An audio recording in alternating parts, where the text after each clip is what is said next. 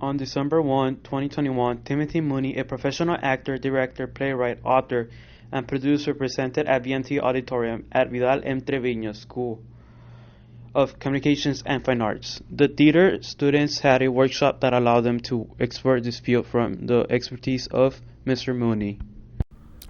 I want them to learn that realism probably creates as many bad habits as it gives them. As it gives them, I should say, the habits that realism gives them may not be feeding them in terms of engaging the audience and getting them involved.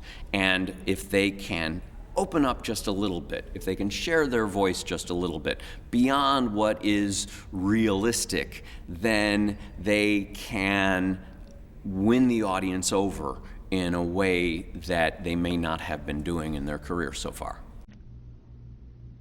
He taught the students about how the audience understands the actors and it has high expectations. He emphasized the characters' components when you are acting and bring out the attitude needed for the different environments such as television and theater.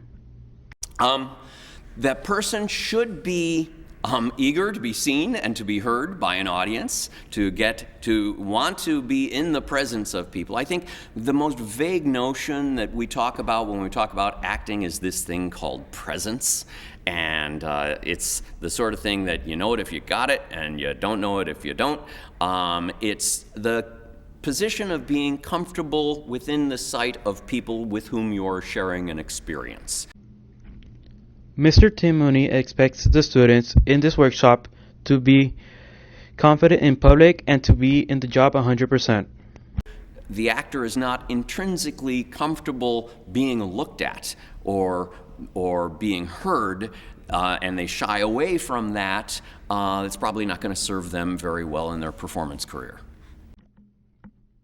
The workshop emphasized that audience dictates the importance of any work. That is why it's important to consider this aspect for the future place and jobs in the field. For BMT News, this is Alan DeLeon.